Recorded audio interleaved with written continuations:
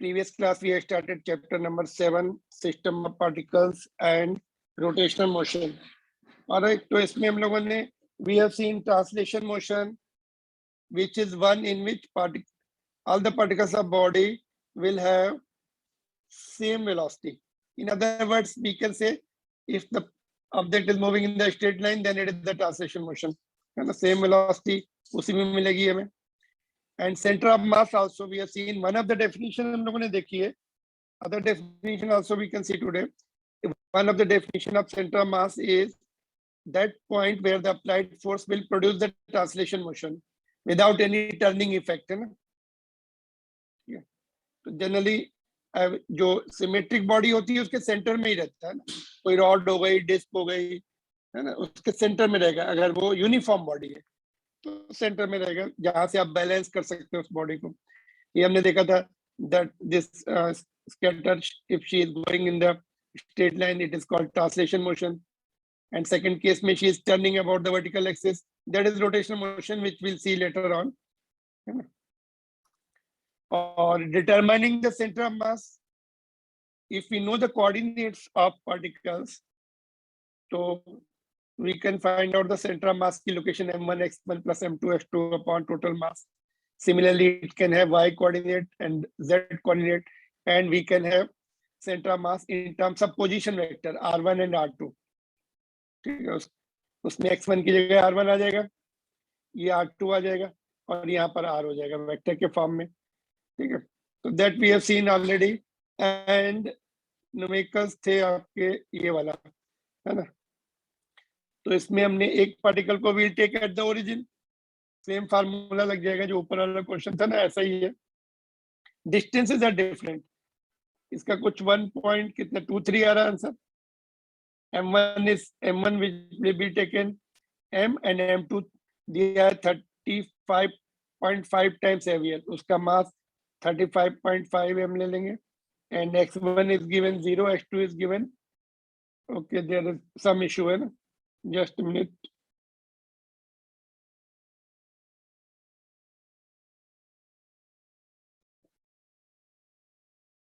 Yes, can you see it now? Yes, sir. Yeah. तो इसमें m1 m2 ये value put कर दो इस फार्मूले में, तो we will get this formula. कौन सा? ये same x is equal to m1 x1. Arrow नहीं लगाएंगे because scalar quantities we are not dealing with the vector quantities.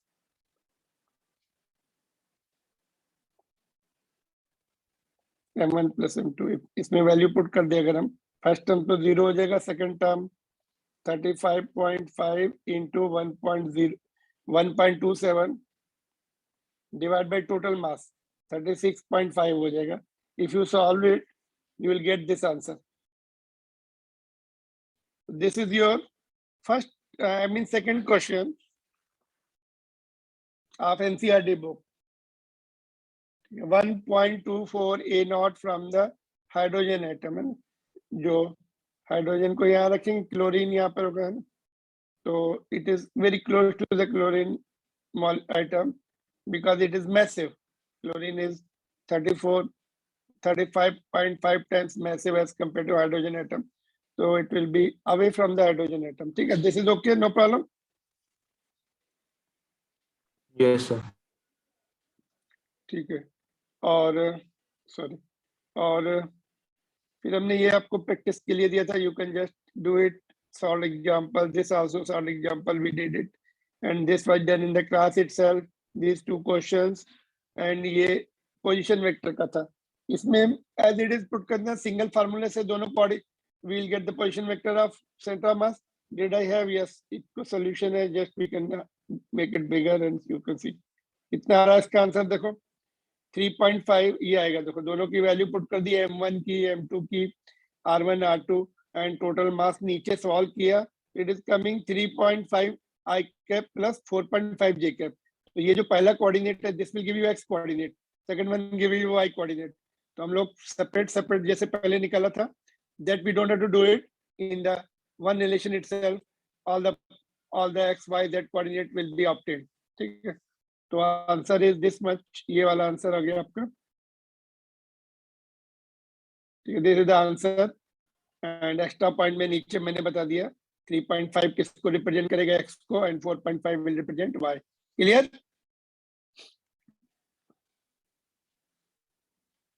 Yes, sir.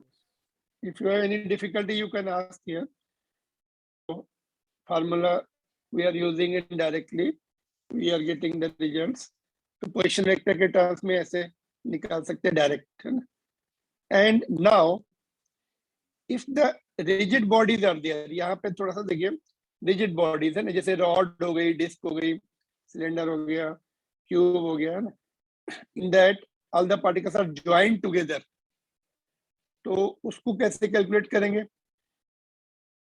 तो for rigid body it can be assumed to be the large number of particles of the small masses DM, छोटे छोटे particle DM join करके उनको बिगर body बनाया है। तो यहाँ पर जो एम आई, ऊपर जो न्यूमरेटर में था एम आई एक्स आई, ये क्या टर्म था इनफैक्ट, m1x1 प्लस m2x2, उसको शॉर्ट में M I X I summation लिख सकते हैं। That now will go into the integration, उसको इंटीग्रेशन में शिफ्ट करना पड़ेगा, बिकॉज रिजिड बॉडी के लिए इंटीग्रेशन करना पड़ता है हमें। तो this m will be written as dm, x will be written, xi will be written x integration, ठीक है। एंड डिनोमिनेटर में क्या था, ये टर्म था m1 plus m2 and so on, उसको कैसे लिखेंगे, integration dm, of course this will be total mass of the body, total mass of the body, है ना। तो उनके भी एक्स वाई जेड कोऑर्डिनेट निकालने हैं, क्या फॉर्मूला बनेगा, x इज इक्वल टू नीचे divide by total mass integration of x DM, ये वाला टर्म यहाँ आ जाएगा, और डिनोमिनेटर में ये जो मास है वो डिनोमिनेटर में आ गया। y कोऑर्डिनेट के लिए यहाँ पर y आ जाएगा, z कोऑर्डिनेट के लिए z आ जाएगा। तो these are the formulas now for rigid body calculation of center of mass। क्या क्या फार्मूला है बोलिए, x is equal to 1/m integration x dm or y dm or z dm। So this is the formula to calculate the solid body's center of mass। Can we do it with this? Yes, at least one question we are going to do using this integration formula. NCERT book only formula they have given, they have not solved any of the question. At least we should solve one of the questions based on integration। For example, हमें rod का निकालना है centre of मास, अगर uniform है तो centre में ही रहता है, बट नॉन यूनिफॉर्म है, suppose one side some other material is there, other side or some other material is there, or it is non-uniform shape itself, ऐसा कुछ है ना। तो फिर कैसे रहेगा, फिर सेंटर ऑफ मास तो मिड पॉइंट से दूर आएगा, इधर कहीं पर आएगा ना। तो that we have to find out with the help of using the first formula itself. तो can we do it? Yes, we are going to do. देखते कैसे करेंगे, ये फार्मूला कैसे लगाएंगे। यहाँ पे मीनिंग समझना पड़ेगा, डीएम क्या है। DM is the very small Sir, what is DM? part of the mass। हाँ, यहाँ पे लिखा है ना, DM is the यहाँ पर very and assumed to be large number of particles of the small mass DM, very small mass DM of the body। जैसे rod है, यहाँ पे देखो डायग्राम में, see here for example ये रॉड है, थिन रॉड है, उसका छोटा सा पार्ट ले लेंगे, उसकी छोटी सी लेंथ लेंगे dx, उसका जो मास होगा that is called DM. DM is the, यहाँ पे देखो, consider small length dx having the mass DM, छोटा सा part, infinitesimally small, very small part जो लेंगे, ये डिस्टेंस भी dx बहुत छोटी लेनी पड़ेगी, उसका मास होगा डीएम। ठीक है, तो डीएम समझ में आया, it will be very small mass of certain length, very small length। ठीक है, अगर हमने एरिया कंसीडर किया है ना, सपोज कोई डिस्क का निकालना है हमें, तो डीएम विल बी, सपोज ये ऐसे लेंगे, उसका एरिया स्मॉल एरिया, इसका डीएम लेना पड़ेगा, which is of the small area DM. अगर वो रॉड है तो लेंथ डीएक्स लेना पड़ता है, डिस्क है तो एरिया लेना पड़ता है, but we are not going to do that many integration, केवल रॉड का कर रहे हैं, one is enough for us. Rod का देखिए, रॉड का सेंटर ऑफ मास निकालने के लिए हमें ये फार्मूला यूज करना पड़ेगा, बट उससे पहले हम डीएम, उससे पहले हमें एक टर्म सीखना पड़ेगा, लीनियर मास डेंसिटी, लैम्डा। ठीक है, linear mass density of thin rod, symbol lambda used, we can use it, or sometimes other symbols are also used. lambda वैसे वेवलेंथ के लिए होता है बट यहाँ पर हम लोग लीनियर मास डेंसिटी। तो लीनियर मास डेंसिटी का मतलब क्या होता है? इट इज मास पर unit length of the rod, मतलब 1 मीटर 1 मीटर का जो मास होगा, 1 मीटर लेंथ, ऐसा बोल सकते हैं। what we can call it other way, just let me write here also, or we can say how other way, it is mass of 1 meter of length, 1 meter of length of the rod। मतलब एक rod ले लीजिए 1 metre की, उसका जितना मास होगा उसको क्या बोलेंगे? Linear mass density. लीनियर मास, लीनियर मीन्स लेंथ से रिलेटेड है, लेंथ से रिलेटेड है। 1 मीटर लेंथ का जो मास होगा that will be called linear mass density. ठीक है, तो सपोज dx मीटर का कितना है? dm, consider small length dx having the mass dm। तो dx का मास देखो, dx का मास है dm, तो 1 मीटर का कितना हो जाएगा? dm upon dx, that is called lambda, that's what I have written here, lambda is dm upon, पर मीटर जब होता है ना, डिवाइड कर दो, अगर हमारा the length dx and mass dm, if we divide both we will get the mass of 1 meter length of the rod, that is what is the meaning mass per unit length। clear? can be bigger than 1 meter, can be smaller than 1 meter। जब हम divide करेंगे तो ये automatically मास पर unit length मिल जाता है हमें, unit length का 1 मीटर का मास है। क्रॉस मल्टीप्लाई करेंगे तो dx will come this side, it will be lambda into dx will be equal to dm। dm का जो you are asking dm क्या है, यहाँ पे देखो dm can be written lambda into dx। lambda is the mass per unit length, 1 metre का मास कितना है, तो dx मीटर का चाहिए तो dx से मल्टीप्लाई कर दो, that will be the dm only, है ना। lambda क्या है? 1 मीटर का है, are you there? lambda is for 1 meter। Yes, 1 metre, तो dx मीटर का हमें चाहिए, dx से मल्टीप्लाई कर दो, that will give you the mass of dx meter। so like is there any full form of dm?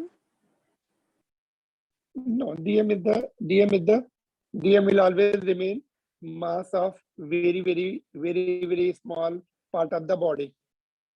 dm will remain Okay, mass sir. of the very small part of the body। Okay, sir. ठीक है, d का मतलब देखो, we are dealing with the differentiation and integration, d is very small, always very small। ठीक है, very small part का जो mass होगा that will remain dm। Lambda 1 metre के लिए dm जो है, dx जो है, dm की लेंथ dx है, dx से मल्टीप्लाई कर दो, उतनी लेंथ का मास मिल जाएगा। तो let's see now how do we use this in the calculation of centre of mass of the non uniform rod. देखो ये एक ही क्वेश्चन लेंगे हम, दैट्स ऑल, दैट्स इनफ। देखिए, after knowing these two formula, देखो after learning how to get the center of mass of the rigid body or extended body, formula is this, or this, all three are same। And for thin rods we have defined linear mass density, which is mass per unit length dm by dx, and cross multiply करेंगे तो dm का formula मिल जाएगा lambda into dx। ठीक है, symbol lambda में change, They change generally in competitive examination or in other examination also. They may change the symbol, but name they cannot change. Linear mass density remains same. ठीक है? Symbol can be changed. Now suppose we have this non-uniform rod. क्या है अपने पास? Non-uniform rod है. Sir, Having linear mass density is lambda is equal to cx square, where c is constant and x is the distance from one end of rod. If L is the length of the rod, then find distance of center of mass from one end. इस end से center of mass कहाँ पर आएगा? Midway होगा, और away from midway or close to less than midpoint. तो ये rod है आपकी. Formula used will be already we have learned. कौन सा formula लगेगा?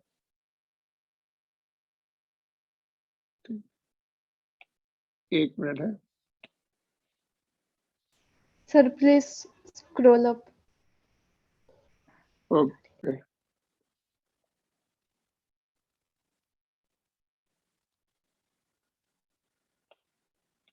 This one. Yes, sir. And these two formulas we are going to use. ये दोनों को यूज करने जा रहे हैं हम लोग. फार्मूला तो हमने लिख के लिया ये वाला. अभी हमें डीएम निकालना है ना. ये वाला यूज करके डीएम हमें करेक्टली निकालना पड़ेगा. देखो ये फार्मूला है. अच्छा हमें मास भी निकालना पड़ेगा यहाँ पे, है ना. डीएम का भी कैलकुलेशन करना पड़ेगा. यहाँ पे टोटल मास नहीं लिख सकते because we have to calculate. DM will give you total mass. Now DM का फार्मूला क्या है बोलिए. सिंस यहाँ पे लिखेंगे, पहले डीएम लिखेंगे देन फार्मूला. सिंस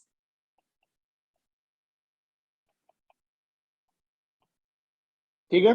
ये फार्मूला सीखा हमने लास्ट में. देखो क्या है. Can you see. DM is lambda into DX. DM का formula lambda into DX. Lambda क्या है? Just repeat it so that you can remember it. Lambda is what? Quick repeat. Repeat कीजिए. Lambda is what? Mass density. Are you there? Yes, sir. So it is the mass. Linear density. mass density. Linear mass density. Your dx is what? It is the length of very small part of the rod. ठीक है. Lambda into dx. Put the value here. ये formula. इस फार्मूले में value put करके x आ जाएगा अपना. x dm की वैल्यू पुट. अच्छा लैम्डा की वैल्यू भी पुट कर दीजिए. कितना दिया? cx square. Lambda is given cx square. ठीक है. तो पुट कर देंगे x as it is. dm की वैल्यू कितनी आ रही है? डीएम की वैल्यू आ रही है अपनी. एक मिनट सॉरी. यहाँ पर इसको put the value of DM here. X DM is C X square DX. और नीचे भी वैल्यू पुट कर दीजिए. C X square DX. ठीक है. तो अभी सी तो कांस्टेंट है, उसको हम बाहर निकाल के कैंसिल कर सकते हैं या अंदर ही कैंसिल कर सकते हैं. ये अच्छा यहाँ पे आपको डाउट आएगा सर ये क्यों नहीं कैंसिल किया. Variables can not be cancelled inside the integration. Clear. ये मैथ्स में आप ध्यान रखेंगे. Only constant. कांस्टेंट को हम बाहर निकालेंगे यहाँ पर, और ये भी सी बाहर. तो C will be cancelled. Don't cancel X square, otherwise your whole marks will be cancelled because you will end up with the wrong answer. This is the mathematical rule. Variables cannot be cancelled inside the integration. They happen to be even same in numerator and denominator. ठीक है. तो ऊपर क्या आएगा बोलिए. x cube हो जाएगा ना.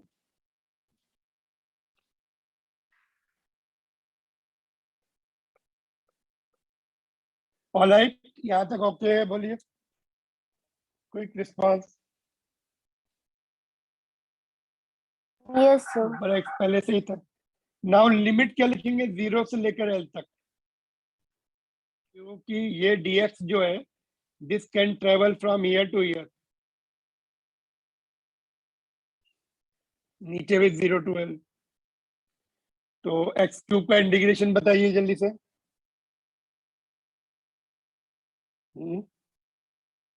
अरे there,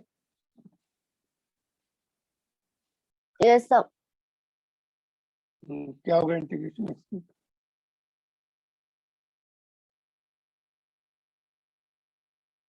X to the power 3/3. Q तो है ना पहले से ही, एक पावर बढ़ती कि नहीं बढ़ती बताइए। Power will increase by 1, sir मैंने 3 4 हो बोला। जाएगा ना, अच्छा 3 का 3 बोला ना, Next, 4 हो मैं जाएगा। नीचे वाले का बोल रही हूँ। अच्छा ऊपर वाले का पहले, ओके। तो लिमिट, जो ऊपर लिमिट है वो एक्स को रिप्लेस कर देंगे ना, एल कैपिटल एल, तो एल कैपिटल लिख दो, यहाँ पे इसको स्मॉल एल कर दो, यहाँ पर लेंथ स्मॉल, नीचे x cube by 3, 0 to L, तो ऊपर हो जाएगा L 4/4, ये L 3/3, तो क्या आएगा देखो फाइनली, 3 ऊपर चला जाएगा, 3/L, 3L/4, दैट्स ऑल। मतलब away from the centre, centre से दूर है, why, because it is becoming, यहाँ कहीं पर है away from centre, because it is becoming heavy, उसका लीनियर मास डेंसिटी बढ़ रहा है, एक्स बढ़ने से मास इज इंक्रीजिंग, मास पर यूनिट लेंथ इज इंक्रीजिंग, तो here it is heavy, this side heavy हो जाएगा, this side will be light, तो जिधर हैवी होगा उधर सेंटर मास शिफ्ट हो जाएगा, it will be close to here somewhere, 3L/4 means at the distance of 0.75 L, 0.75 L, तो आप almost 75% of the length पर होगा उसका center mass, because this side it is heavy। कैसे पता लगा heavy? Because if x goes up, mass per unit length goes up। ये lambda क्या indicate करता है?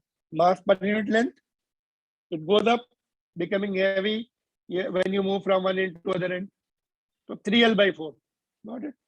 That's how you will deal with these situations. So if you have any doubt, you can ask. बोलिए। So can Do you you want please to clarify? explain this question once again? I will explain, but Chitrisha is how you are there in this batch. You okay? She shifted. ठीक है। Chemistry class. You want to be shifted into other batch, and Yes, ma'am is yes, there, sir. Marwa ma'am. You can call her if she is. Call कर लीजिए ना। Yes, sir. Okay. ठीक है।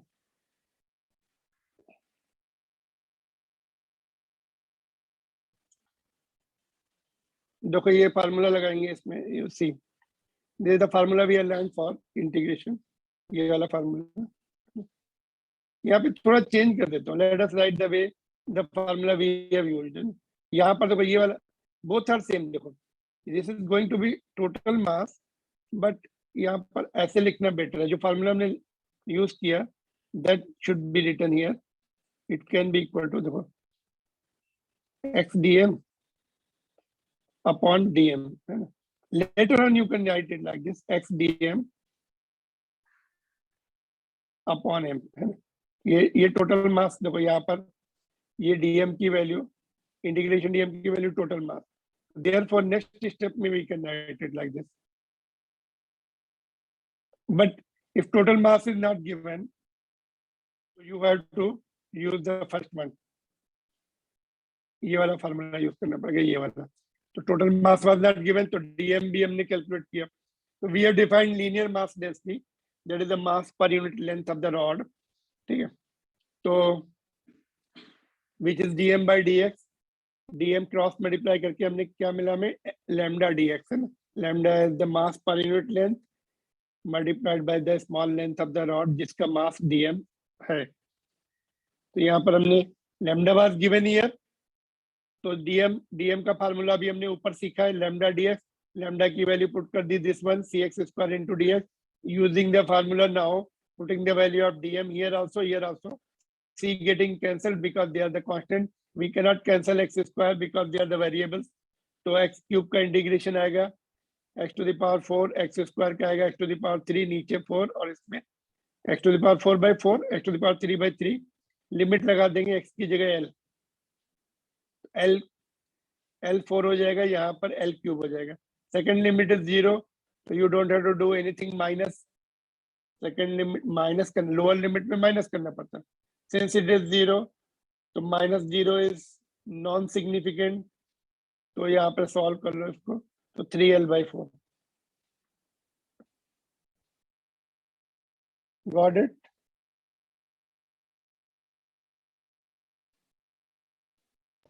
Yes, sir. Yes, sir. Okay, this is enough. One question is enough. We will now see what are the next points in the NCERT book, next topic in the NCERT book. One more question was there. We'll come to that question also.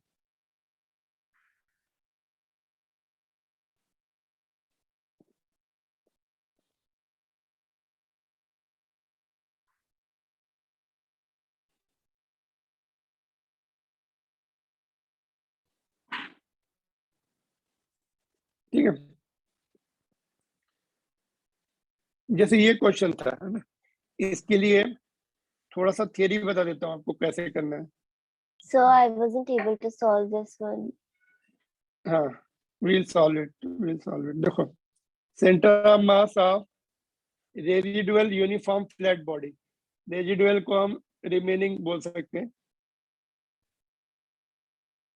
Remaining और residual मतलब बची हुई body. जैसे इसमें से cut कर दिया हमने होल, है ना, कुछ पार्ट कट करके निकाल लिया, तो remaining body is called residual body या remaining body, uniform flat body. ठीक है, तो ये जैसे कि पहले फुल बॉडी थी ये थी, तो उसका मास m1 है.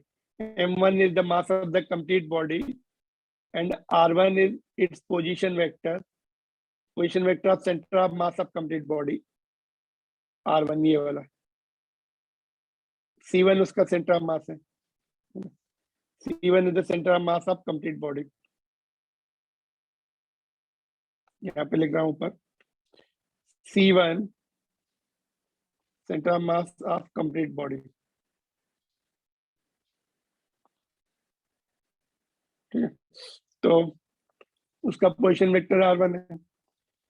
m2 is the mass cut. यहाँ से तुमने यहाँ से m2 मास कट करके निकाल दिया ना, mass of the cut part that is hole here, and r2 it's position vector. इसका पोजीशन वेक्टर जो है उसका उसके सेंटर से लेना पड़ेगा, है ना, उसके सेंटर ऑफ मास से लेना पड़ेगा. ठीक है, r2 r is the position vector of remaining. Position vector पहले यहाँ पे था सेंटर ऑफ मास का, अभी सेंटर ऑफ मास शिफ्ट हो गया, उसका इधर आ जाएगा. r2 is the position vector of remaining body, तो वो निकालना है हमें. r2 will be whole body का mass into its position vector minus जो कट करेंगे उसका माइनस करना पड़ेगा, जो कट करेंगे उसका माइनस करना पड़ेगा. नीचे भी मास भी माइनस करना पड़ेगा. कट किया तो माइनस हो जाएगा ऊपर भी और नीचे भी. पहले क्या अपन ने फार्मूला पढ़ा था, प्लस प्लस पढ़ा था, बट यहाँ पे कट करेंगे तो माइनस माइनस हो जाएगा. That's the difference. पहले प्लस प्लस था, अभी माइनस माइनस दोनों तरफ ऊपर नीचे. ठीक है, now mass is directly proportional to area of cross section, area of the body, because uniform body है, डेंसिटी एंड थिकनेस ये सब सेम होंगी, ऊपर नीचे दोनों तरफ आएंगी, कैंसिल हो जाएंगी. तो मास को एरिया से रिप्लेस कर सकते हैं. A1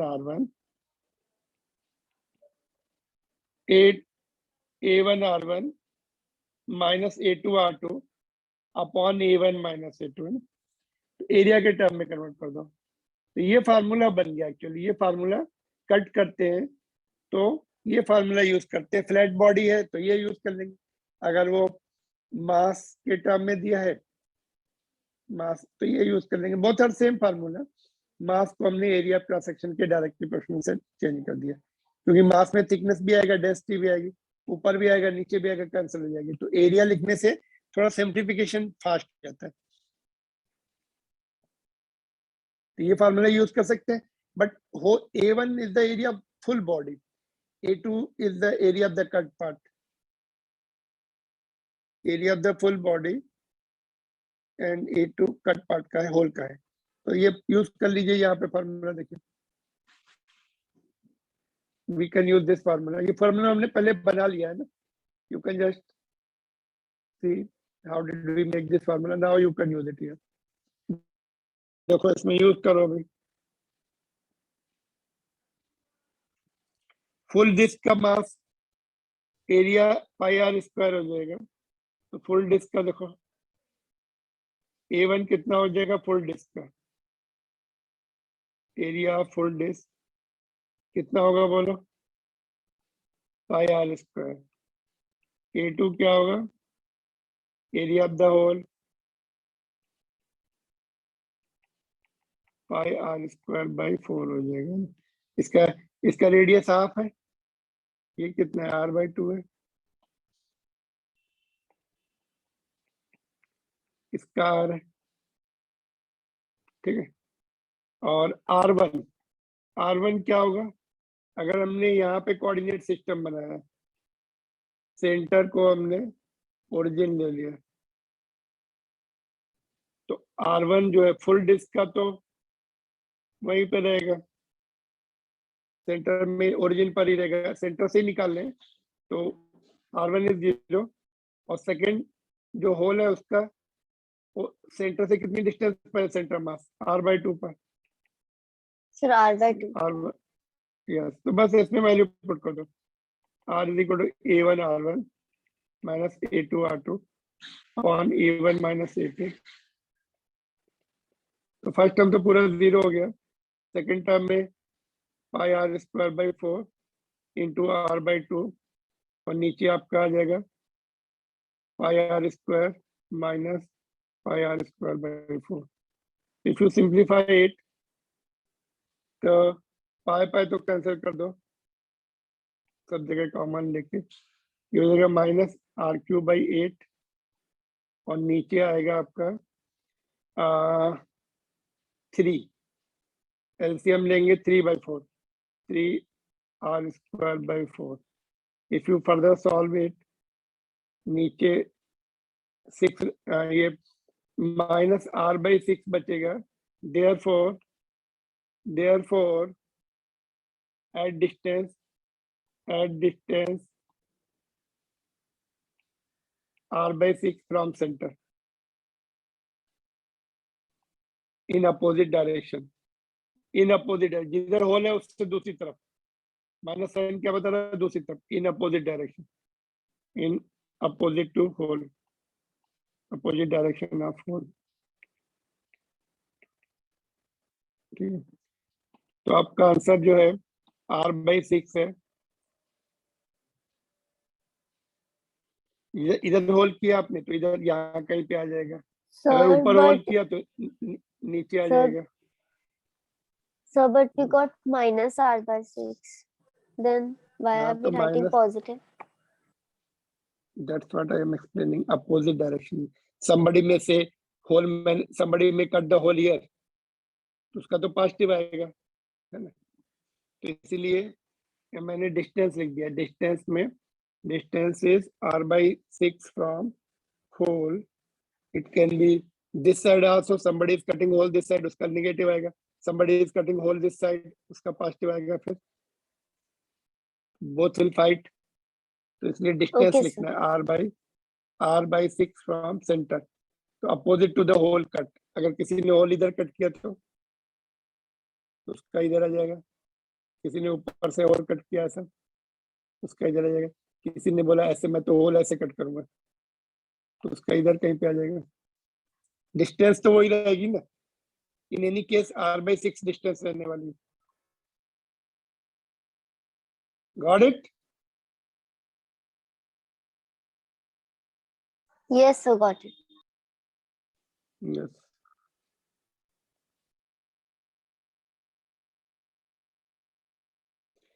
if I ask you in same question, अगर आपने जो होल कट किया, इसकी जो डिस्क बनी है ऐसे कुछ डिस्क होगी इसकी, इसको उठा के इधर रख दो, इस तरफ, कीप इट दिस साइड।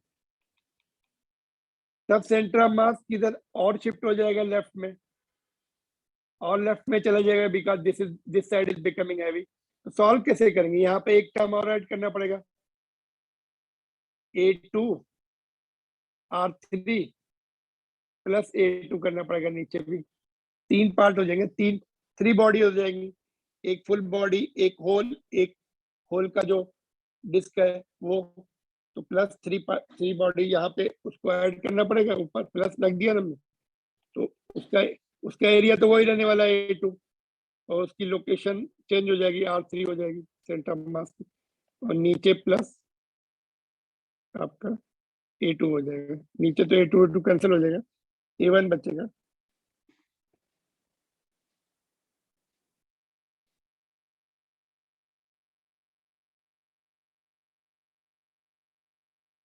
ठीक है, तो this question itself can be change by some examiner, particularly competition point of view से। होल कट करिए, उसकी डिस्क अपोजिट साइड में रख दीजिए, है ना, फिर -r/4 कुछ आता है उसका, और ज्यादा शिफ्ट हो जाती है, उसका आंसर आई थिंक -r/4 आएगा। उसका सेंटर ऑफ मास इधर रहेगा C2, उसका हम लिखेंगे ना R3, A2 में R3 -r/2 लिखना पड़ेगा। ये R1 एंड R2 ये पोजीशन वेक्टर है, R1 R2 R position vector, अगर लेफ्ट साइड में माइनस लिखना, R1 R2 R position vectors, therefore will retain their sign, left side वाले प्लस लेंगे, लेफ्ट साइड वाले माइनस, राइट साइड वाले plus.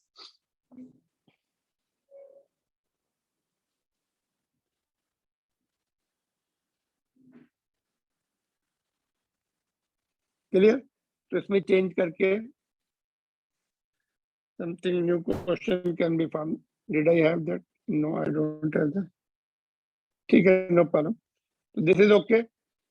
Can you do this question? इसमें r इसकी radius की जगह 2r, एक बार उन्होंने इस रेडियस को 2r कर दिया था, disc of radius 2r is kept and hole of radius r is cut, ऐसे कर दिया था। तो उसका आंसर में लास्ट में अगर हम 2r कर दें यहाँ पर, r/3 आएगा। If you take the disc of radius 2r and hole of radius r is cut, तो अपना आंसर भी चेंज हो जाएगा। You have to solve again fully, पूरा सॉल्व करना पड़ेगा, बट कॉमन सेंस से अगर हम देखें, r को 2r रिप्लेस कर दो, नीचे 6 है तो r/3 आ जाएगा answer. The original disc of radius 2r is there. अगर होल छोटा कट करें, सपोज r/4 का कट करें ऐसे, तब कैसे करेंगे, तो उसका ये सेंटर ऑफ मास का डिस्टेंस निकालना पड़ेगा। ये R2 will change, A2 will also change. Yes or no? A2 and R2 both will change if you cut the whole। ऐसा भी कट कर सकते हैं, यहाँ से यहाँ तक का कर सकते हैं, बस यहाँ ऐसे कट कर सकते हैं। तो one question itself can be changed in number of questions, but method remains same.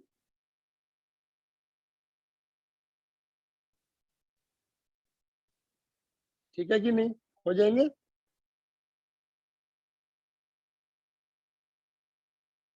Yes, sir.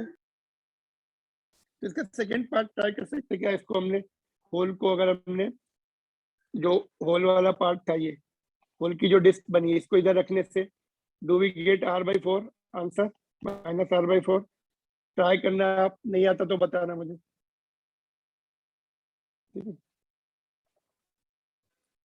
Now velocity of centre of mass, centre of mass की वेलोसिटी कैसे निकालेंगे। हमारे पास रिलेशन है पोजीशन वेक्टर का, r = m1 r1 + m2 r2 / m। तो उसको हम डिफरेंशिएट कर दें, पहले क्रॉस मल्टीप्लाई कर देंगे इधर। देखो velocity of centre of mass का मतलब क्या है, suppose we have the one particle here of mass m1 going with the velocity v1, दूसरा पार्टिकल यहाँ पर m2 going with velocity v2।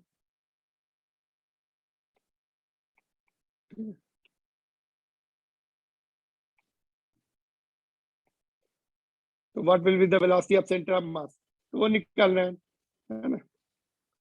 तो ये फार्मूला यूज किया हमने, velocity of I mean position vector वाला फार्मूला यूज किया, cross multiply कर दिया, m कम्स दिस साइड। अभी दोनों तरफ डिफरेंशिएट कर दो, यहाँ पर dr बाई डी टी, यहाँ पे dr1 बाई डी टी, यहाँ पे dr2 बाई डी टी, तो इसको क्या लिखेंगे v, m into V, capital v लिख लो इसको, और ये dr1 बाई डी टी ये वेलोसिटी ऑफ फर्स्ट पार्टिकल हो जाएगा, dr2 by D T velocity of second particle हो जाएगा, है ना।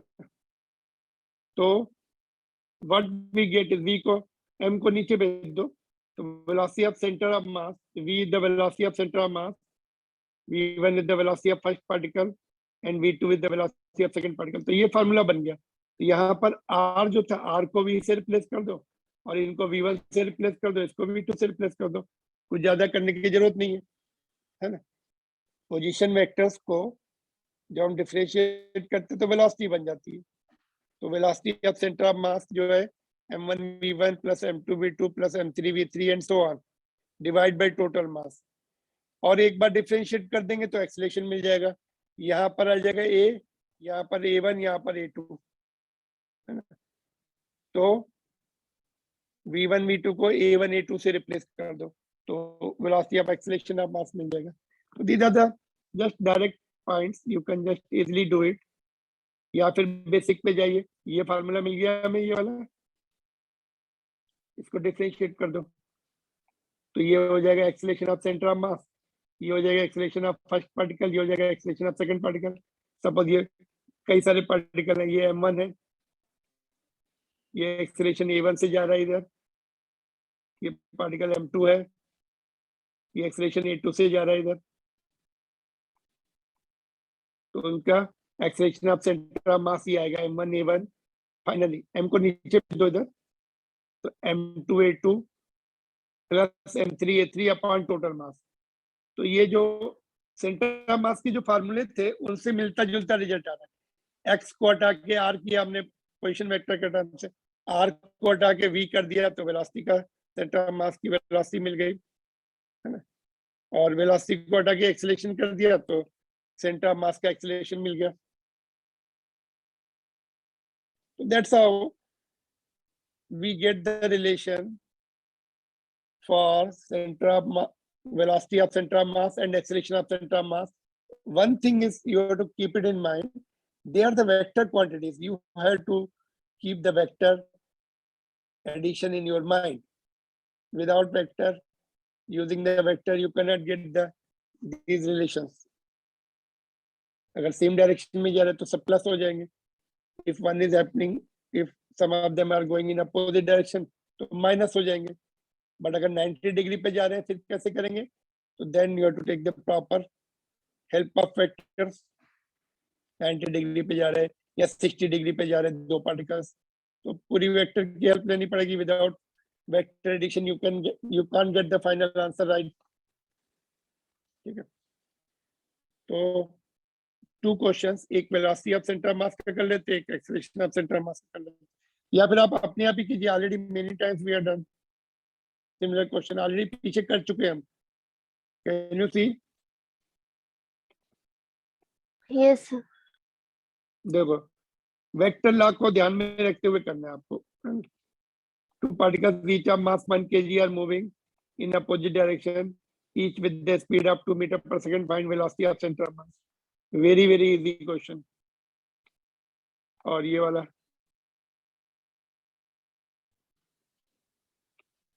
2 particles each of mass 1 kg are moving with the acceleration 2 meters per second square in mutually perpendicular direction.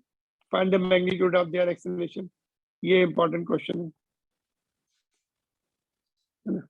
Both can be important. With पहला वाला तो direct है, you can, some of you might have got the answer also.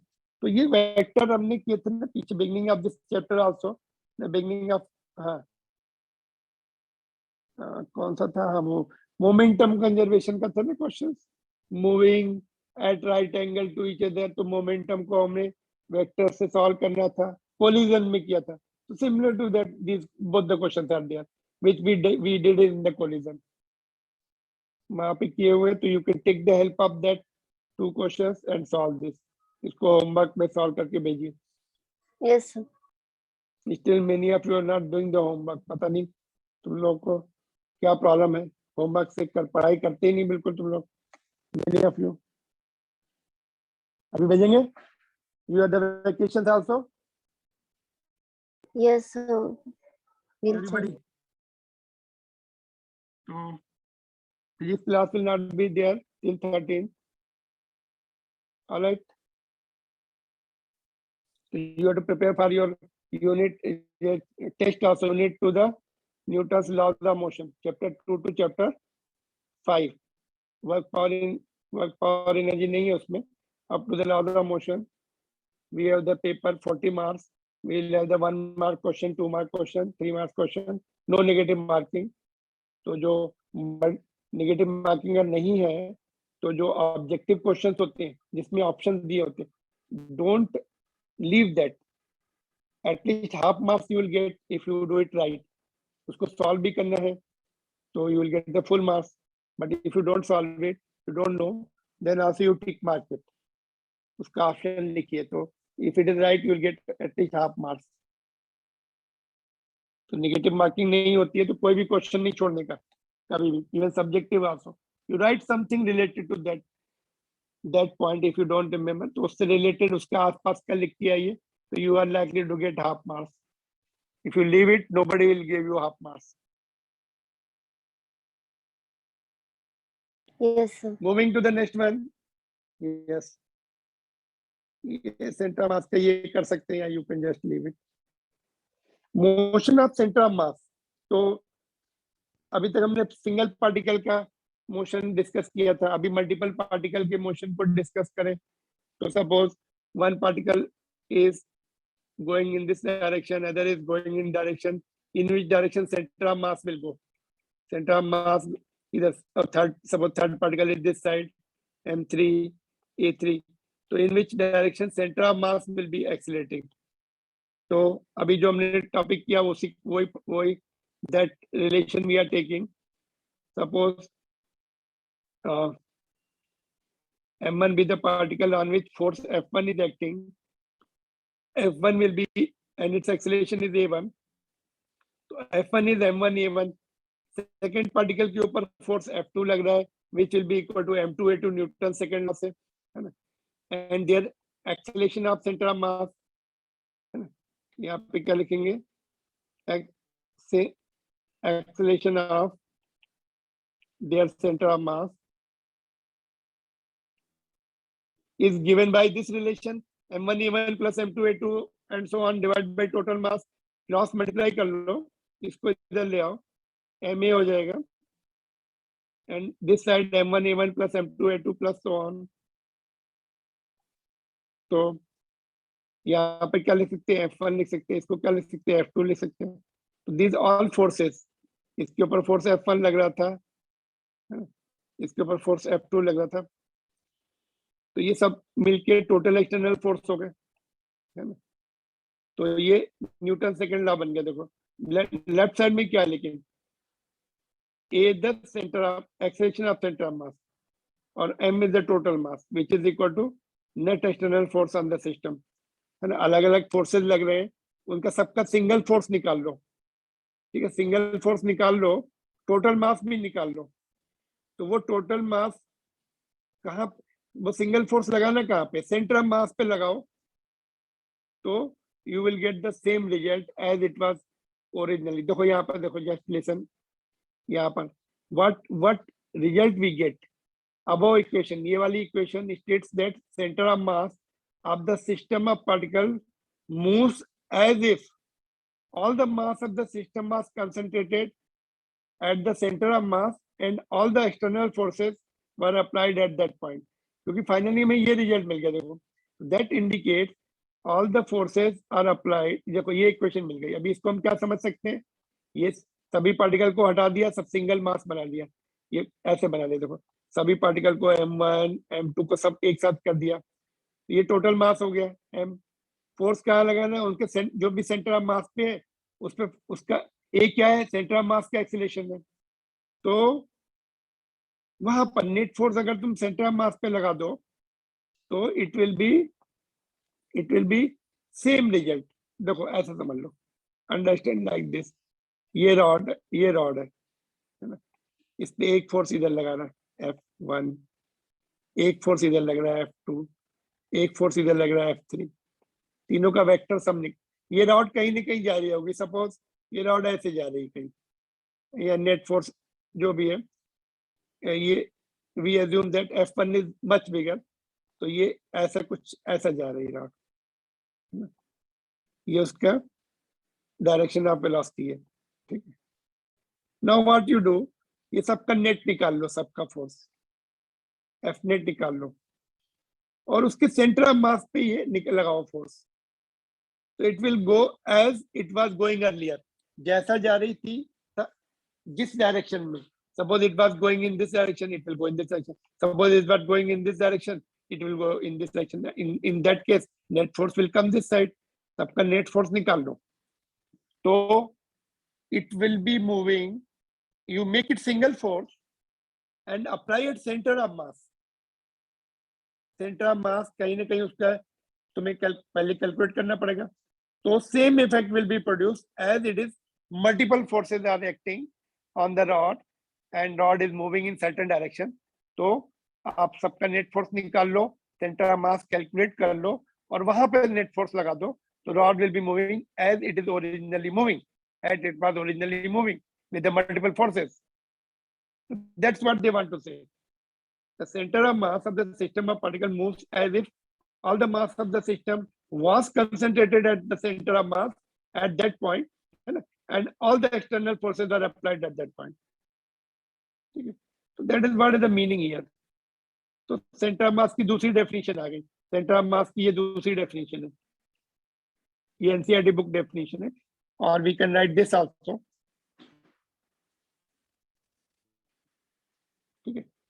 तो जिधर ये जा रही थी मल्टीपल फोर्स से, उधर ही जाएगी वो सिंगल फोर्स से, provided you apply at centre of mass and you provided you apply net force equal to all the forces doing vector sum properly.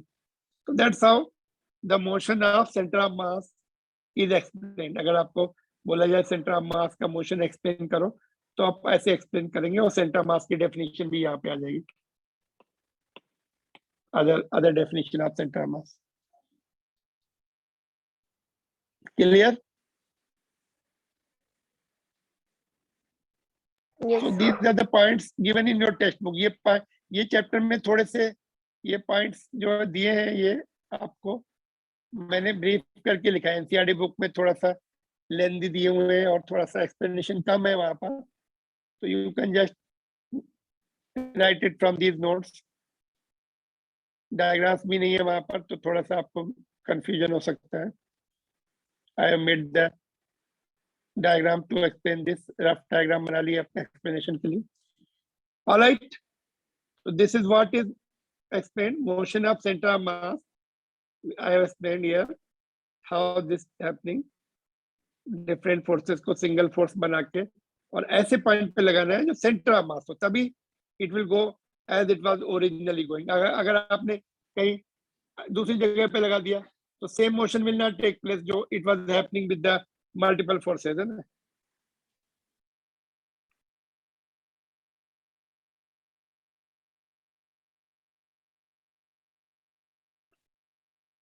जैसे अर्थ एंड मून है, उसका एक सेंटर ऑफ मास होगा, तो सन का जो फोर्स है, इनका जो मोशन हो रहा है कंबाइंड मोशन, उसको एक्सप्लेन करने के लिए सन का जो फोर्स है उनके सेंटर ऑफ मास पे लिया जाएगा। वो दोनों इंडिविजुअल नहीं लेंगे, मून पे फोर्स अलग लिया, सन का अलग लिया, अर्थ पे अलग लिया, उनके दोनों के centre of mass combined motion explain करना है, तो सेंटर ऑफ मास पे मून सन का फोर्स कैलकुलेट करके इन दोनों का revolution together around the sun can be calculated, है ना। If you become an astronaut, you study the astronomical objects, then it will help you out a lot. Different astronomical bodies, they are moving together around the sun and the moon and our Earth planet. Planet earth दोनों एक साथ घूम रहे, moon revolve भी कर रहा है अर्थ के। दिस इज कॉम्प्लिकेटेड मोशन, तो इसको एक्सप्लेन करने के लिए सेंटर ऑफ मास की हेल्प लेनी पड़ती है हमें। सन का जो फोर्स है सेंटर ऑफ मास पे लेना पड़ेगा, then calculation will be right. Moving further, देखो लीनियर मोमेंटम हमने सिंगल पार्टिकल का पढ़ा था या एटलीस्ट 2 पार्टिकल्स का पढ़ा था। अभी मल्टीपल पार्टिकल्स का भी सेम रिजल्ट आ जाएगा। मल्टीपल पार्टिकल का हम कर सकते हैं, है ना, जैसा हमने ऑलरेडी किया हुआ है। Law of conservation of momentum also same is valid for the multiple particles. तो मल्टीपल पार्टिकल्स के लिए m1 m2 m3 ले लिया, v1 v2 ले लिया, उनके momentum m1 v1 m2 v2, है ना, ये हो जाएंगे। तो मोमेंटम ऑफ सिस्टम क्या होगा, मल्टीपल पार्टिकल है, बहुत सारे पार्टिकल है ना, ये एक हो गया, दूसरा, तीसरा, है ना, तो उनका momentum p1 p2 they are moving, ठीक है, तो इनके मोमेंटम्स रहेंगे। ठीक है, डायग्राम थोड़ा सा, ठीक है, डायग्राम बाद में देख लेते हैं। तो मोमेंटम विल बी, यहाँ पर देखो एटलीस्ट 2 पार्टिकल बना लेते हैं, m1 v1 m2 v2, ठीक है, तो उनके momentum, total momentum will B, यहाँ पे देखो इसका मोमेंटम p1 है, इसका p2 है, तो total momentum will be p1 plus p2 and so on. p1 को क्या लिख सकते हैं, m1 v1 plus m2 v2 and so on. तो this is nothing but velocity of centre of mass से हम इसको क्या लिख सकते हैं, m इंटू v लिख सकते हैं। अभी ऊपर पढ़ा था हमने, v the velocity of centre of mass, m is the total mass of the system. तो कैसे लिखेंगे यहाँ पर, this we get this relation, centre of mass के टर्म में हमें रिलेशन मिल गया। तो what we can write here is total momentum of system, ये वाला, is equal to what, product of total mass into velocity of centre of mass. यहाँ पे देखो, it is the product of total mass and velocity of centre of मास। ठीक है, तो ये multiple particle के लिए हो जाएगा, सिंपली वेक्टर से ऐड किया, और this term is nothing but m into v cross, ऐसा था, v वाज व्हाट, m1, यहाँ पे देखो कहीं पे प्लेस है, v was m1 v1 plus m2 v2 and so on divide by mass. तो क्रॉस मल्टीप्लाई कर देंगे, ये इधर आ जाएगा, तो m1 v1 plus m2 v2 is nothing but m into v।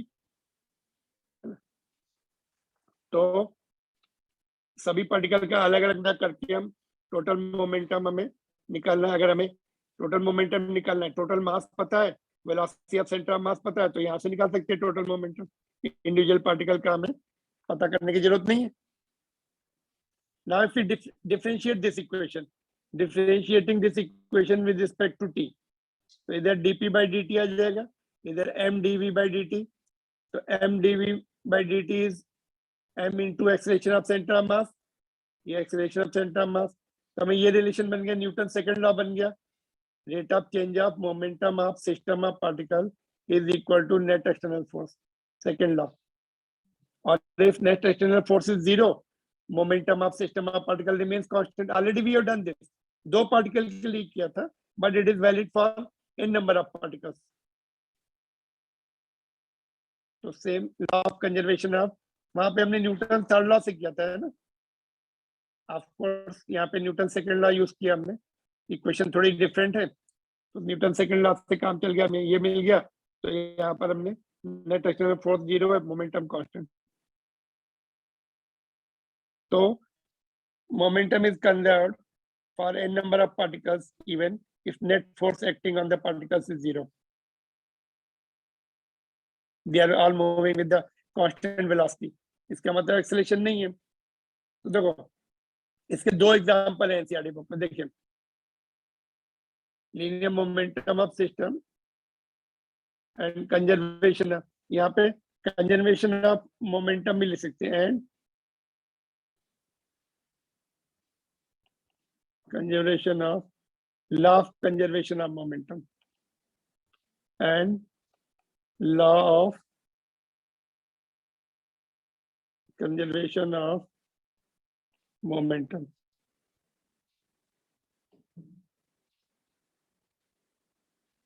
ठीक है, तो यहाँ पर देखो, सपोज ये radium particle is moving, radium atom is moving like this. यहाँ पर उसमें से helium particle is coming out. Alpha particle बोलते हैं हीलियम को. Helium nucleus coming out, that is called alpha particle. तो if it comes out this side, the remaining radon will be moving this side, such that center of mass should continue to move like this. क्योंकि external force तो zero है, center of mass particle was going like this, it means उसका center of mass is going like this. If one particle goes like this, remaining particle will go like this. Center of mass will continue to move as it is originally moving, because net force is zero. देखो, heavy nucleus radium splits into the lighter nucleus radon and alpha particle. इसको alpha, helium को alpha, helium nucleus को alpha particle बोलते हैं, nucleus of helium atom. The center of mass of the system is in uniform motion because no external force was acting earlier also. ये uniform motion V से जा रहा है. The center of mass will continue with the V because no external force acting earlier also, now also, after it splits into two parts, then also internal forces are involved in that. So center of mass will continue to move as it is. Now suppose it is at rest, radium is at rest. So if helium nucleus goes like this, daughter nucleus radon will go like this. So it will remain at rest. यहाँ पे rest पर ही रहेगा. यहाँ पे center of mass जो है COM rest पर रहेगा. It will not go anywhere. देखो यहाँ पे let us see what is given. Same splitting of heavy nucleus radium with the center of mass at rest. The two products fly back to back. एक इधर जाएगा, एक इधर जाएगा, ये रेस्ट पर आएगा. So these are the example of your conservation of momentum. जितना पहले था उतना बाद में. और center of mass का भी point हो गया इसमें. Center of mass will hold its position. If it is moving, it will continue to move. If it is at rest, center of mass will continue to be at rest. These are the linear momentum. It is similar to the previous one. Already हम लोगों ने discuss किया है one particle or two particle का.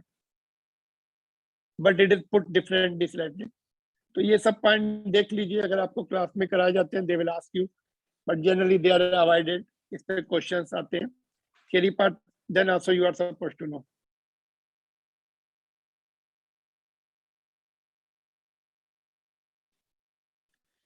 ठीक है?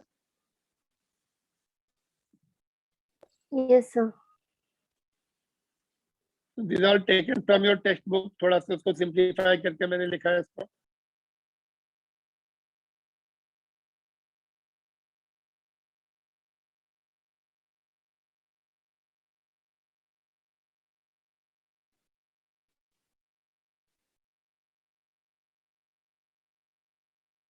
Okay, सब एक दो क्वेश्चन करेंगे. This topic will be over, then we can see the rotational motion if time is there, otherwise next. Now देखो, एक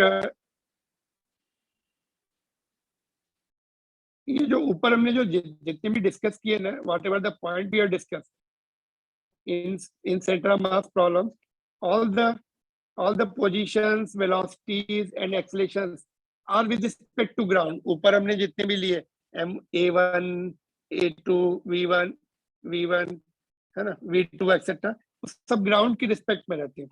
They are all with respect to ground. Generally, if we don't mention, तो these velocities, positions, acceleration ground के respect में है.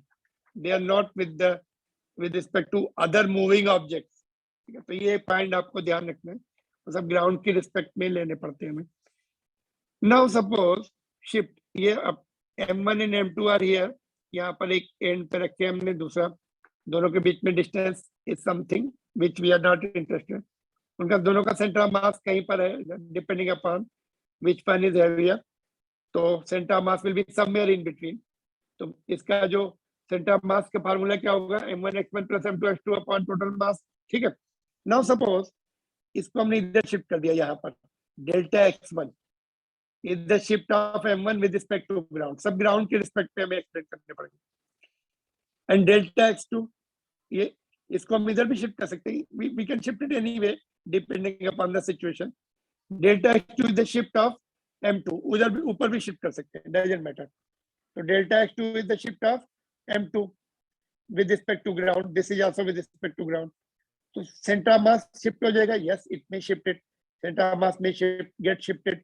तो delta x is the shift of centre of mass with respect to ground is given by shift of centre of mass delta x is given by m1, यहाँ पर देखो x1 की जगह सब जगह डेल्टा कर दो, यहाँ भी डेल्टा लगा दो, यहाँ भी डेल्टा लगा दो, यहाँ भी।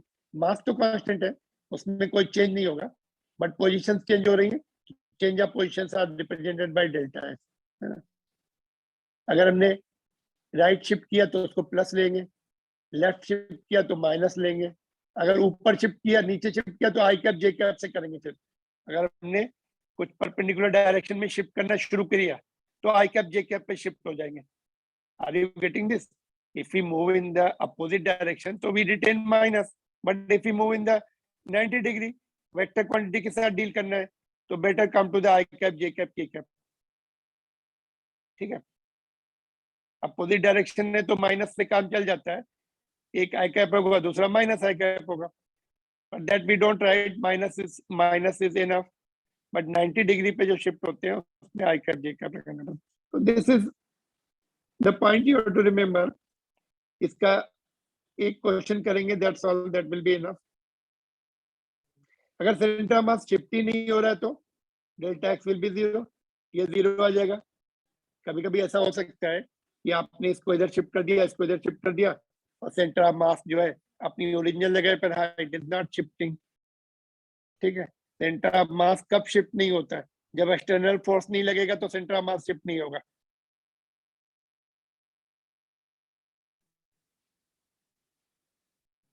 I can give you one example. जैसे suppose you are in the light boat पर है और जंप करते ग्राउंड में, या ग्राउंड से बोट में जंप करते, तो you see that boat will be moving in opposite direction.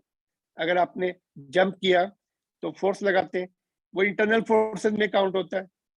तो the boat shifts in such a way that center of mass doesn't shift. We can take the other example. अगर आप किसी Planck पर खड़े हैं, जैसे ये न्यूमेरिकल ही लेते, सीधे देखो दिस न्यूमेरिकल, सपोज ये प्लैंक है, वुडन प्लैंक है, और किसी स्मूथ सरफेस पर है, surface is very very smooth, है ना। और you can say this is the, you can take this is the boat, और ये रिवर है ना, एंड लाइट बोट है, उसमें आपको दिखेगा if you move forward this moves backward, है ना।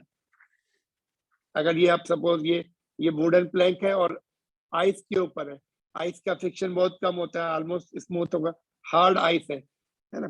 तो when you move on the plank, it starts moving backward, center of mass remains its own place. ठीक है, तो that's what is the question is all about. ये question है, इस topic को हम अप्लाई करते हैं।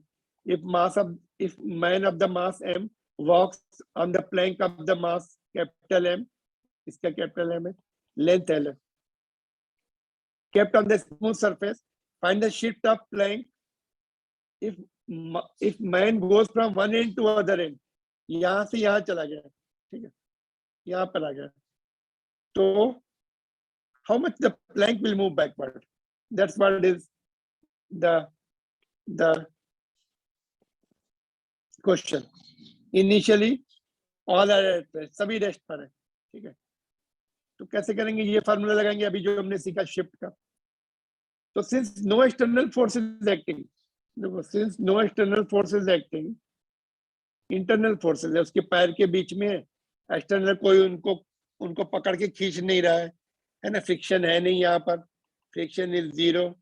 ग्राउंड में तो है नहीं, यहाँ पे फ्रिक्शन होगा, उसको चलने के लिए फ्रिक्शन चाहिए, तो प्लैंक एंड मैन के बीच में फ्रिक्शन होगा, that comes in the internal forces, but external force ground में फ्रिक्शन नहीं है and nobody else is supporting him, तो no external force is acting, तो shift no external forces in the horizontal direction, vertical में है gravity, vertical में gravity है, उसका कोई रोल नहीं रहेगा, 90 डिग्री पे कंपोनेंट ग्रेविटी का 0 आता है, तो no external force in the horizontal direction, centre of mass will remain at rest, तो ये तो 0 हो जाएगा, तो ये 0 हो गया, क्रॉस मल्टीप्लिकेशन में ये भी 0 हो गया, तो क्या इक्वेशन मिलेगी, m1 delta x1 plus m2 delta x2, है ना, तो ये मिल गई हमें, तो इक्वेशन, इस इक्वेशन में वैल्यू पुट कर दो तो आपका आंसर आ जाएगा, इस इक्वेशन में अगर वैल्यू पुट कर देंगे properly, you are going to get the right answer, तो देखो प्रॉपरली वैल्यू कैसे पुट करते हो,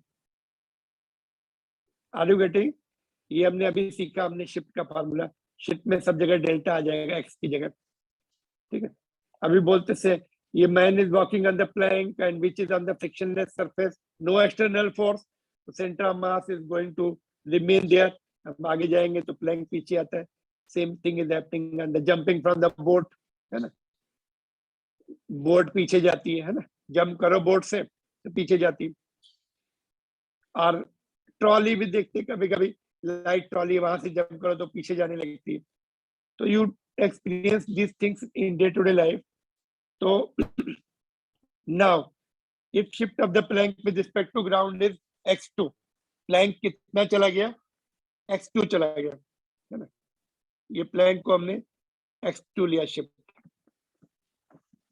तो डेल्टा x2, ये प्लैंक का डेल्टा x2 ले रहे, वो x2 आ गया, delta x1 is the shift of the man with respect to ground, यहाँ पे हम क्या ले रहे हैं, फॉरवर्ड डायरेक्शन, कंसीडर, हमें पता नहीं, जनरली कॉमन सेंस तो हम बोलते हैं कि पीछे जाता है, बट अभी भी हम we don't know anything what is going to happen, तो हमने आगे ले लिया x2, प्लैंक आगे ले लिया, फॉरवर्ड ले लिया, और मैन भी यहाँ से यहाँ तक पहुंच गया, प्लैंक भी आगे चला गया, तो मैन यहाँ पे पहुंचेगा, कितना डिस्टेंस ट्रेवल किया उसने, L2, और प्लैंक x2 आगे शिफ्ट हो गया, तो delta x1 shift of man with respect to ground L plus x2, suppose length कितनी है, ये 10 मीटर्स है, और ये शिफ्ट हो गया 2 मीटर्स, तो मैन कितना ग्राउंड के रिस्पेक्ट में, L प्लस 10 प्लस 2 12 मीटर चलेगा, है ना, प्लैंक 2 मीटर आगे गया, तो मैन जब दूसरे एंड पे पहुंचा तो 10 प्लस 2 L प्लस x2 आगे चला गया, ग्राउंड से देखने पर वो प्लैंक जितना आगे चला गया वो भी उतना और आगे चला जाएगा, जितनी लेंथ ट्रेवल की वो तो की उसने, ठीक है, नाउ फार्मूले में वैल्यू पुट कर दो, सॉल्व कर लो, देखते क्या आ रहा है, हमने जब आइडेंटिफाई कर लिए ये x delta x1 and delta x2, let's see putting the formula, देखो यहाँ पे मैन का डिस्टेंस ग्राउंड के रिस्पेक्ट में L plus x2 because plank has gone forward by x2, तो वैल्यू दोनों फॉरवर्ड गए तो दोनों प्लस ले लिए हमने, ये भी प्लस ये भी प्लस, तो सॉल्व करो, देखो क्या आ रहा है, x2 की वैल्यू आ रही है -ml divide by total mass, minus sign means plank will move backward, हमें पता नहीं था इसलिए हमने फॉरवर्ड लिया, तो अपना आंसर माइनस आ रहा है, minus means plank will go backward, जो कि जनरली होता है, बोट से जंप करते हैं, बोट बैकवर्ड जाती है, ट्रॉली से जंप करो वो भी पीछे जाती है, तो कितना है, मास of the man length of the Planck divide by total मास, अगर हम अर्थ के ऊपर चल रहे हैं, है ना, तो ये हमारा मास हो जाएगा, हमने सर्टेन डिस्टेंस ट्रेवल की अर्थ के ऊपर से 10 metres divide by total mass, अपना mass plus length, mass of the earth is so massive, तो बैकवर्ड मूवमेंट हमें पता ही नहीं चलता है ना, अर्थ बैकवर्ड गई कि नहीं पता ही नहीं चलता, because mass of the earth is very very huge, तो backward movement is not notice of the earth, clear, या फिर आप शिप में चल रहे हैं, शिप या बहुत हैवी प्लैंक है, तो backward movement is negligible, even if you remove the friction, पूरा फ्रिक्शन रिमूव कर दो, then also negligible because heavy plank will move very slightly backward. You may not notice. ठीक है, क्लियर? तो ये थोड़ा सा एक्स्ट्रा पॉइंट ही है. एक क्वेश्चन, एक मिनट, एनसीईआरटी बुक में एक क्वेश्चन है बट उसमें कैलकुलेशन नहीं है. उसमें पूछा है centre of mass will move और not. So let us see what is that question. But we have done at least one question. It will be safe side. Or maybe there in exercise we have to search.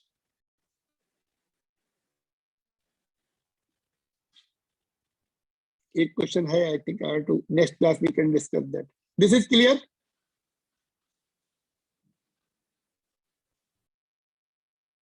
You solve this, particularly those who are going for competitive examination, you have to solve this method. क्या होता है, depth assume कर लेते हैं, minus backward जाएगा, फिर you confuse here. यहाँ पे साइन में बहुत कंफ्यूजन होता है, you land up with the wrong answer. तो इसमें एज्यूम कर लो everybody is going forward direction, you don't have to worry about the minus sign. पहले से माइनस साइन लगा देंगे तो there is lot of mix up. Are you there? Yes, sir. Okay, तो ये फॉरवर्ड में ले लो, एज्यूम कर लो, और माइनस आ गया मतलब opposite to what we have thought. Minus sign का मतलब यहाँ पे जो हमने इमेजिन किया था उसके अपोजिट जाएगा, फॉरवर्ड नहीं जाएगा, प्लैंक पीछे जाएगा. More the mass of the plank less movement will be there. अगर मास का प्लैंक का मास भी सेम है तो ये कितना जाएगा पीछे, L/2 आंसर आ जाएगा. It will B half of the distance will be moving backward when you reach to the other end. If mass of the plank is also same as that of the mass of the person moving. तो इसको note कर लो and try to solve it without seeing the solution. Just we'll wind up in next 2-3 minutes. इसका just make the note.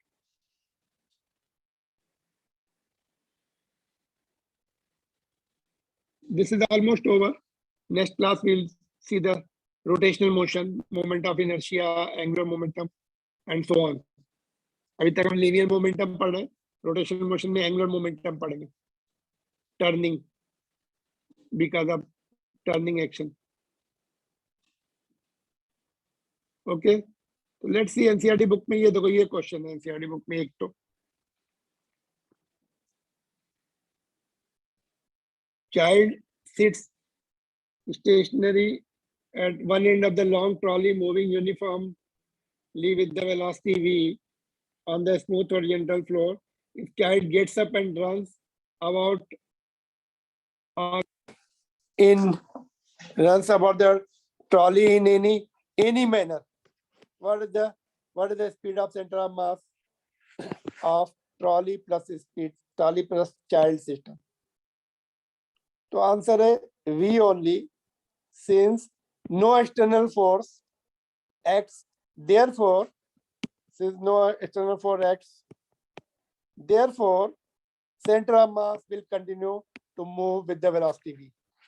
ठीक है, तो यहाँ पे देखो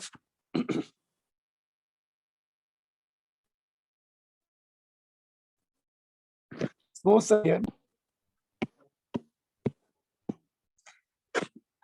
तो फ्रिक्शन नहीं है, फ्रिक्शन मींस एक्सटर्नल फोर्स में काउंट हो जाएगा. अगर फ्रिक्शन है तो फिर उसकी स्पीड चेंज हो सकती है. तो जो अभी हमने कैलकुलेट किया था, centre of mass will not move, therefore trolley has to move backward, है ना. तो सेंटर ऑफ मास अगर रेस्ट पर है तो रेस्ट पर रहेगा, यहाँ पर जहाँ पे है वहीं पे रहेगा. देखो यहाँ पे जो हमने सॉल्व किया तब वो तो ट्रॉली यहाँ सेंटर ऑफ मास ऐसा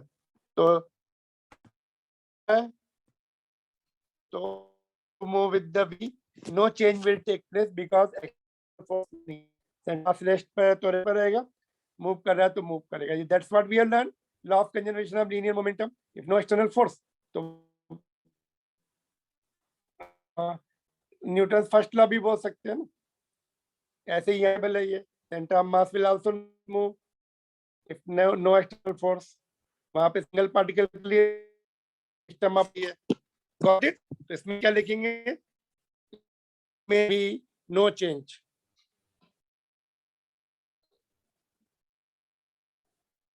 ठीक है 7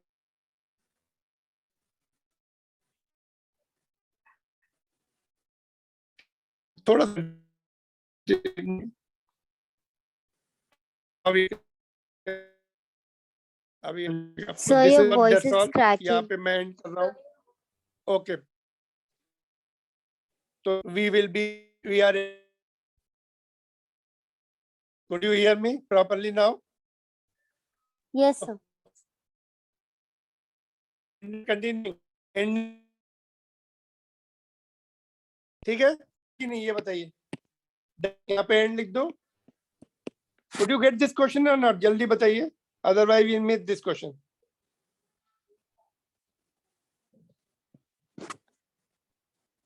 Are you there? Yes, sir. Okay. That's all.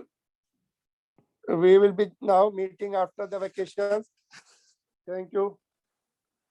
Have safe and happy Diwali. Happy Diwali, sir. Okay. आपको Happy भी और Diwali, sir. Okay. Thank you. Thank you. Same to you all. And be safe. चलिए. Thank you. Shall I end it now? Children, this yes, sir. Children, only one message was there that